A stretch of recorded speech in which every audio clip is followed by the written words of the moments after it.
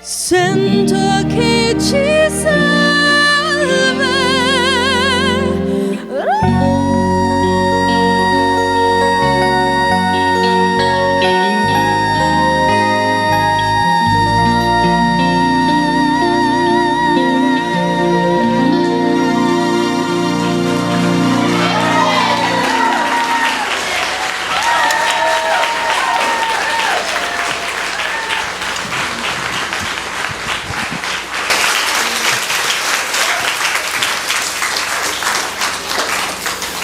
Wow, what do you think?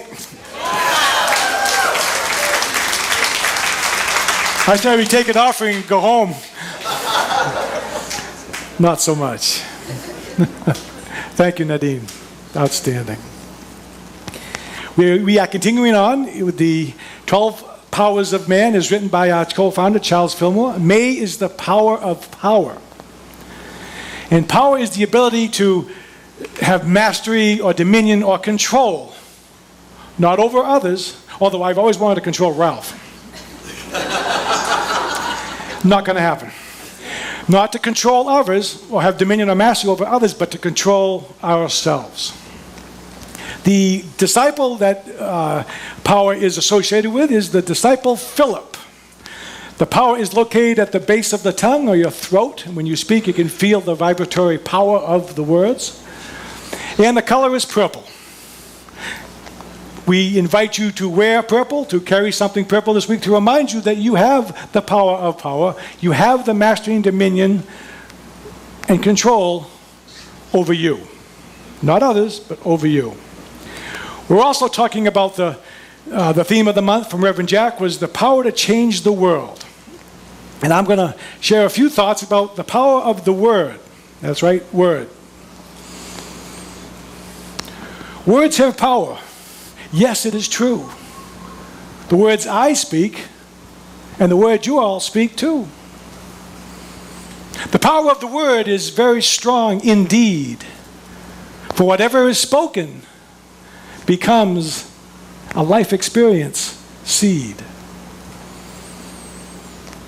Whatever we speak carries our intention. Be mindful of your words. Will ensure our divinity's expression. Words.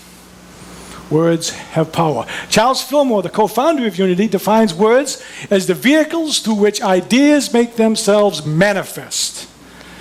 Uncle Charlie wrote in A Wonderful Time, what I heard him say is what you say is what you get. Our words are powerful. What you speak will become what you get, what you experience. Words have that power. Now, the Gospel of Leavitt says it a little more easily, I think. Gospel of Leavitt says word is why our reality demonstrates. Basically the same thing. What you speak is what you will experience. Words have power, especially when they are set by an intention. Now, Scripture says quite a bit about words of power.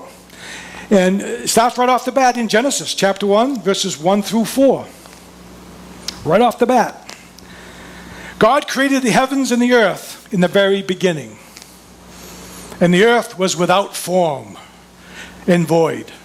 And darkness was upon the face of the deep. And the Spirit of God moved upon the face of the water. And God said, "Let there be light." And there was light. And God saw the light and saw it was good. Might as well, that's it, as far as I'm concerned. The words are powerful. God said, "Let there be light," when there was absolutely nothing. And what was there? What was there? Thank you. Words are powerful. Let there be light, there was light when there was nothing. Charles Fillmore goes on to say, to produce works, there must be a working power. This is exactly what the word is. The working power of God. We are the expression of the presence of God on the earth right now. And our word is the working power of God.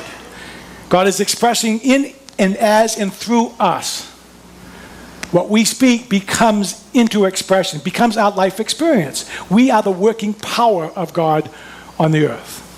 Another scripture, Mark 4, that is, 37 to 40, is one of my favorites, if not my favorite example of the power of the word. You might know it as the calming of the storm story. Jesus and the boys, well, let me rephrase that. Jesus and the boys and a bunch of women, but nobody ever speaks of the women. Don't get me going about that. There's a bunch of women involved in this, but nobody ever speaks of them. That's another sermon.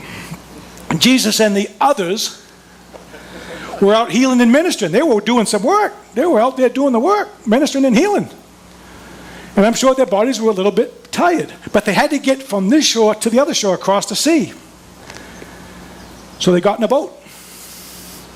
Jesus, of course, probably did most of the work, so maybe feeling a little bit slow, he went to the stern, which is the back of the boat. And by the way, if you having difficulty understanding my articulation of English, don't be afraid. In an hour or so, it'll be perfectly clear to you. Your brain will figure it out. But getting back to the story, they're on a boat on the sea. And there arose a heavy storm and wind, and the waves kept beating into the boat, so that the boat was nearly filled. But Jesus was sleeping on a blanket in the stern of the boat. And they came and roused him and said to him, "Teacher, why do you not care about us perishing?" So he got up and rebuked the wind and said to the sea, "Peace, be still." And the wind quieted down, and there was great calm. And he said to them, "Why are you so fearful? And why do you have no faith?" Now I'm going to boldly assume that Jesus probably wasn't real thrilled about being woken up. Number one. Number two, he was even more unthrilled about the fact that the others didn't realize that they could calm the storm as well. He spoke the words, "Peace, be still," and he calmed the storm of his life. The others could do the exact same thing. Jesus spoke the words and calmed the storm. They can do the exact same thing in our lives. When the storms are rising, we can step into it and speak with authority, "Peace, be still," and it will be still. Peace, be still is my favorite meditation mantra. I use it each time I go into meditation. Peace, be still. Peace, be still. Some of you might know that for 20 years I worked at Hawaiian Electric Company. For 12 of those 20 years I was a shift supervisor at the Honolulu power plant down next to Aloha Tower. Now please understand that the generation of electricity, and remember now, we don't make or create energy, we just transform it. It was in BTUs and oil, and we made it into steam and spun a generator and yada, yada, yada. But the generation of electricity can be a stressful proposition. And remember, folks, it is a mechanical process run by humans. It's a mechanical process run by humans. Now, I am very happy to say and proud to say that most of the time when we have had a bump or an outage, there was a long time in between till the next one. So I believe we did a pretty good job at that. However, it's a mechanical process run by humans. And on occasion, mechanical processes in humans may err. The shift supervisor's office was in the front of the building. The control room was on the third floor toward the back. Now, I let the guys do the job. I had 4 operators on each shift, and these guys were smart. They were brilliant. They know what to do. They did their job. They brought the units up. They ran them all day and half the night, and they took them down without any incidents. They were extraordinary operators. And again, on occasion, there would be, say, a problem. Well, the phone would ring, and it usually meant one of two things, that either A, someone's calling in sick, or the stuff has hit the fan. Now, the control operator is extraordinarily excited, what we call the pucker factor, which looks something like this. And the other guys, because he's excited, they're all excited too. So the control room is, let's say, a rather excitable place. I get the call. They haven't said anything other than the stuff has hit the fan. So I immediately get up, and of course, I'm a little excited now, so I take half a step. Now, I'm going, "Peace, be still," in my head. Of course, it's more like, "Peace, be still, peace, be still, peace, be still, peace, be still." But as I get down the corridor a little bit, I'm more calm, and it's peace, be still, peace, be still. Now, I have no idea what's happened. All I know is that if I go in there all excited into a gigantic, a control room that's already overly excited, what are you going to get more of? There you go. Anything going to get done? So I calm the storm in me. Go into the control room. Now, I know in a generation of electricity, there's three things you want to look for. You want to look at frequency of the system, then you want to look at boiler pressure and boiler water level, the three major things you look at. But that wasn't really relevant. What I was doing was I was the calm in the storm. I showed up in a calm state that immediately brought the energy level down in the room, and those four brilliant guys were able to think together, discover what was happening, solve the problem, run smooth. I left the building, room, went back down to my office. Now, I didn't have anything to do with it other than being the calm in the storm. And how did you get that? By speaking the words. Peace, be still. I spoke the words, and the storm of my life was calm. That influence had a calming influence on others. Problem solved. Now, the power of the word to change my life, or the power of the word to change your life or our life. Remember, the power of the word is very strong. What we speak is what we get. May Rowland was the Silent Unity director for over 50 years. And she says, words bring dreams into expression. They enrich and expand our life. There is a miracle-working power in the word. Again, what we speak is what we shall get.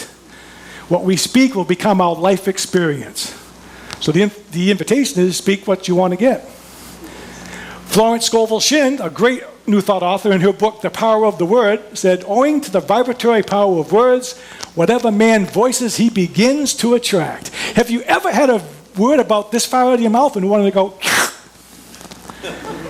oh, I never have. Okay, it was last week. So there. But no matter what, the minute that word comes out of your mouth, it is beginning to attract to it what it is. Be ready for that. Consider the words you speak. Now, how do we go about doing that? The I am statements. I am statements are extraordinarily powerful because the I am is our spiritual nature. It is our divine nature. It is our spiritual identity. And whatever we will identify with whatever we attach to our I am. And whatever we identify with, folks, is going to be your life experience. Now, sometimes our bodies get tired. And I'm sure that many of us, on occasion, have said, attach that word tired to an I am statement. Or attach the word, I'm not good enough, or I'm not worthy enough, to that I am statement. Not anymore. We're giving it up, and we're giving it up now. I don't hang out in untruth very often. I don't hang out there for very long when I do.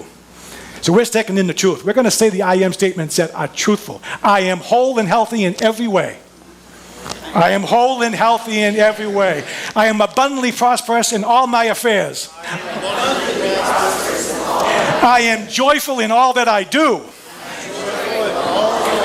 I am a radiating center of peace. I am love. How does that feel? Where I come from, they say that's wicked good. The I am statements are powerful. Use them knowing that they're powerful. Because remember, the universe is going to lovingly and joyfully conspire with you to give you exactly what you asked for. I am. Use that wisely.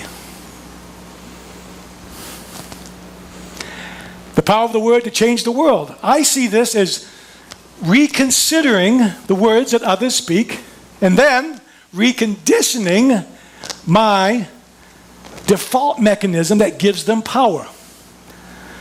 I'm quite sure that I could assume that just about everybody in the room has had somebody of authority or some loving friend or family member or someone said to them, "You're not good enough. You're not worthy." Or maybe we buy into someone saying there's not enough. And then we go to our default mechanism, which is to give that power. So what do we get? We get that we're not enough. We get that we're not worthy. And we get that there's not enough. And we get that because we buy into it and we give it power. Time to change that. And the best example I know of changing that is Myrtle Fillmore's, our co-founder. Well, actually, I'm going to be more irreverent, I suppose. I believe Myrtle Fillmore was the founder of Unity, and Charles took notes. I'm looking for lightning bolts. But Myrtle's story, you may know. You're going to hear it again, because I think it's an extraordinarily powerful way that sets this up. As a young woman, Myrtle was told by family, friends, that she was going to get tuberculosis because everybody in her family gets tuberculosis, and you're going to get tuberculosis. Over and over and over, she heard this. She heard this over and over and over. Heard the words, gave the words power, and what do you think happened? She got tuberculosis. And in the late 1800s, boys and girls, that was a death sentence. But hey, everybody gets it, I'm going to get it, no big deal. And then she and Charlie went to I think they're in Chicago, I believe, went to a New Thought lecture. And a fellow by the name of E.B. Weeks was speaking. And he spoke these words. You are a beloved child of God, therefore you do not inherit sickness. Well, I got to tell you that those words hit Myrtle like a ton of bricks. Those words went to the core of her being because those are words of truth. And she put those words, she gave power to those words. And what she did, the first thing that she did, was she asked her body to forgive her for seeing it less than whole. And then she went to each organ in her body and did the same thing. She asked each organ to forgive her for seeing it less than whole. Then she started doing affirmations of truth. She started saying, I am whole and healthy in every way. In every way. To her body as a whole and to her organs individually. It took a while, but just a little over 2 years, tuberculosis was gone. And she lived to be 1,000. Well, she lived another 45 years, which, believe me, in that time frame was extraordinary. Nobody could understand that. Because she spoke words of truth, gave them power, and that became manifest. Now you might say that, what does this have to do with the world? It was Myrtle that got healed. But this healing set the stage for the foundation of Unity. And Unity is changing the world. We are changing the world because of Myrtle. And that's what it starts out with one. It starts out with you and me. And then collectively we change the world by reconsidering what people speak and reconditioning our default mechanism to not give them power. Give power to the words of truth, kids, and experience the joy of living. That is what ours to do. That is what ours to do. So how do we get there? Well, Rev Lev loves affirmations. Speaking truth, I am free. If you're ready to change your life, don't speak it if you ain't ready. Well, we're not done yet. If you're ready to change your life, let's speak this affirmation with enthusiasm together. Speaking truth, I am free. Now let that sit. Breathe into that. Breathe into that. And how does that feel in your body? To be free. How does that feel? How does that feel? You know what? Let's speak it again because we now know it to be true. Together. Speaking truth, I am free. Okay, now that we've taken care of ourselves individually, let's take care of the world. It's going to start by taking care of this community. Then the vibration of this affirmation is going to go to the community at large and then into the world. Folks, know it to be true. With the same knowing of the previous affirmation, let's speak this one together. Speaking words of truth, we are free. Once again, speaking words of truth, we are free. Can you feel that going out into the community and into the world? Folks, there are people right now getting this. We're changing the world. Folks, The power of the word will change your life and will change the world.